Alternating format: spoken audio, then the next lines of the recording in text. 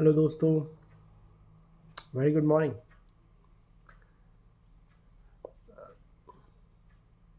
तो वही मैरिज, 3-4 चीज़ें बताता हूँ।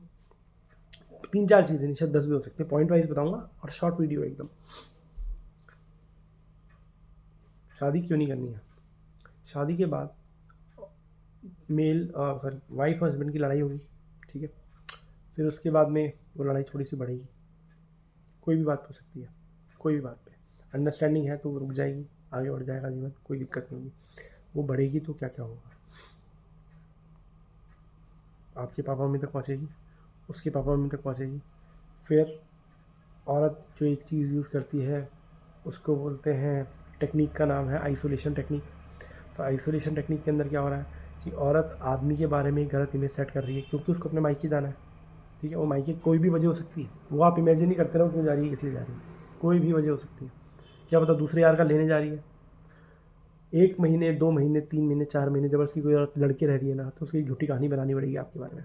तो आइसोलेशन टेक्निक में क्या करेगी वो लड़की, आपके बारे में एक गलत इमेज आपके परिवार के सामने सेट कर देगी, आपके और आपके बारे में, उनके लिए आपके बारे में कोई गलत इमेज सेट कर देगी। उनमें वो सेलेक्टेड लोग होंगे, जैसे आपके साड़ू भाई हो सकते हैं, ठीक है।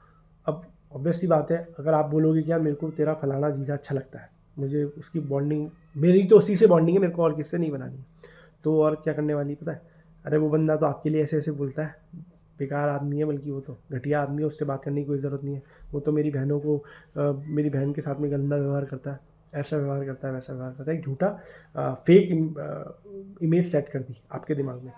अब क्या हो रहा है कि कल को आपके क्लैशेज़ हो रहे हैं, तो वो आदमी सोच रहा है कि यार मैं बात कर लेता हूँ उससे, तो बोला नहीं जिया जी, मेरा जो पति है वो आपके लिए ऐसे ऐसे बोलता है, वो बहुत ही गंदा आदमी है, वो उस जैसा घटिया आदमी कहीं है ही नहीं, वो तो आपके लिए पता नहीं क्या क्या बोल रहा था, आपके मम्मी पापा के लिए ये सब बोल रहा था। तो वो भी सोचेगा यार मेरी उसकी तो कभी ऐसी थी ही नहीं, बट यार ये बोल रही है क्योंकि साथ रहती है तो सही बोल रही होगी। तो this is the meaning of isolation technique. So ये यूज़ करती हैं औरतें। सेम यही टेक्निक वो अपने माँ बाप के साथ में यूज़ करती हैं। इसमें क्या होता है, वो वन साइडेड कहानी बनाती हैं, आपको अपने माँ बाप के बारे में कभी गलत नहीं बोलेगी, तो वहाँ सिंगल साइडेड कहानी होगी कि मेरा पति ऐसा है, मारता है, पीटता है। अच्छा, जितनी भी औरतें तलाक ले रही उनके पास में 2 ही कहानी है, मार पीट और गाली गलौज। इसके अलावा तीसरा कोई कॉन्सेप्ट है ही नहीं, सब बकवास है जो, ये 2 ही टेक्निक केवल। तो ये सब झूठी होती हैं, ऑब्वियस सी बात है। नहीं होती हैं, बहुत सारे केसेस में क्या है यार, कई लोग वास्तव में हरामी होते हैं यार। तो जो एक्चुअल में हरामी है, मैं उन आदमियों के साथ में नहीं खड़ा हूँ, ठीक है। मैं एक्चुअल सिचुएशन बता रहा हूँ, शादी क्यों नहीं करनी चाहिए अच्छे लोगों को, खुददार लोगों को। तो अब वो अपने घर पे गई हुई है, तो उसको एक अपनी फेक इमेज, आपकी फेक इमेज सेट करनी पड़ेगी, तभी तो अपने घर में रहेगी, सोसाइटी में रहेगी, कम्युनिटी में रहेगी। नहीं तो क्या बहाना बताएगी, कुछ तो बताएगी, तभी तो अपने मन को तसल्ली देने के लिए बनाएगी वो बहाना। वो लोग उसकी उस बात से एग्री नहीं करेंगे, वो अपने मन को तसल्ली देने के लिए एक आपकी फेक इमेज सेट करती है, ताकि वो अपने मायके में पड़ी रहे 6 महीने साल भर, जो भी उसको अपने गंदे काम करने वो सब कर ले वो। यहाँ मैं बात कर रहा हूँ नीच औरतों की, अच्छी औरतों की नहीं कर रहा हूँ, नीच औरतों की। और नीचता में औरतें क्या करती हैं वो भी आपको पता है। फिर अगर आपके पास आपका बेबी प्लान्ड है, बच्चा आपका है 2-3 साल का है, 3-4 साल का, तब भी बहुत सारे क्लैशेस होंगे। अब क्या होगा, आप कानून नहीं जानते हो, ऑब्वियस है ना यार, हर आदमी लॉ नहीं पढ़ता, हर आदमी नहीं पढ़ता है। तो क्योंकि सबके अलग अलग फील्ड होती है, हल अलग अलग एक्सपीरियंसेस होते हैं। अब यहाँ पर भी क्या, बहुत सारे लोग गुमराह करने वाले मिल जाते हैं। अब पति के पास में अगर बच्चा है, औरत के पास नहीं है, तो हरामजादी बच्चे के बहाने आपको टॉर्चर करेगी, घर में उसके बच्चा लेके भागेगी, पुलिस में जाएगी, झूठी शिकायतें करवाएगी, फिर आप फंसोगे यार मैं काम करूँ कि मैं ये सब करूँ। तो ये सब जो हरकतें हैं, ये औरतें जो नीच होती हैं, वो प्री माइंडेड, मतलब पहले से ही प्री प्लान्ड होती हैं उनके दिमाग में, वो सब लेके चलती हैं।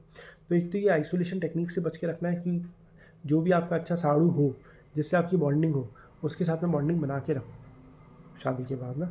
तो ये वो एक्सपीरियंस है जो शायद चीज़ें आपकी शायद सही करा सकता है। बट जिस केस में औरत नीच है ना, साड़ू से बना लो चाहे लड़की के माँ बाप से बना लो, उसको किसी के, उसको वो कंडक्टर वाला जीवन चाहिए, उसको सबको चढ़ाना है, तो वो चढ़ा के मानेगी बॉस, तुम कुछ ही कर लो फिर, ठीक है। तो ऐसी औरतों को तुरंत छोड़ो, ठीक है। हाँ, शादी इसलिए नहीं करनी चाहिए, उसी पॉइंट पे आते हैं वापस। तो यहाँ पे ये सब फसावटें बहुत ज़्यादा होती हैं, तो इसमें क्या दिमाग फट जाता है पूरी तरह से।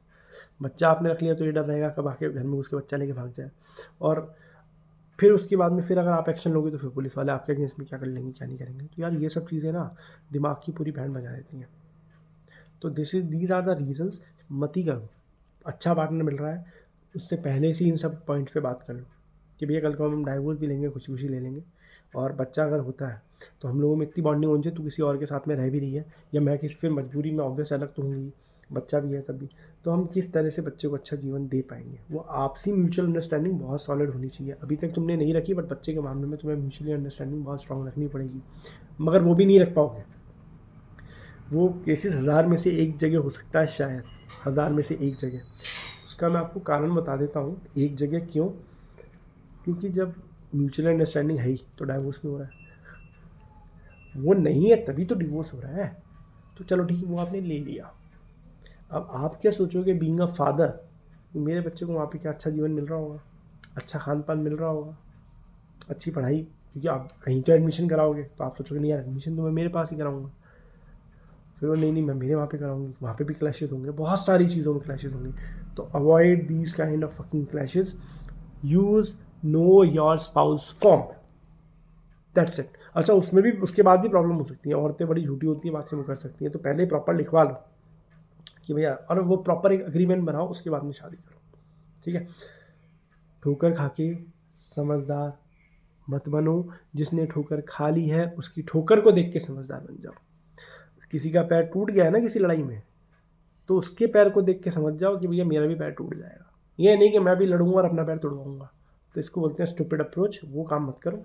All the very best. Radhe Radhe. वही राधा रासेश्वरी रम्या श्री कृष्ण मंत्रादिदेवता सर्वाद्या सर्ववंद्या वृंदावन विहारिणी वृंदा राधा रमा शेष गोपी मंडल पूजिता सत्या सत्य परा सत्य भामा श्री कृष्ण वल्लभा वृषभानुसुता गोपी मूल प्रकृति ईश्वरी गांधर्व राधिका आरम्या रुक्मिणी परमेश्वरी परात्पर तरा पूर्णा पूर्ण चंद्र मानना भुक्त मुक्ति प्रदा भव्यादि विनाशिनी। हर चीज़ से एक ही चीज़ बचा सकती है, केवल भगवान का नाम। राधे राधे। जय श्री राम।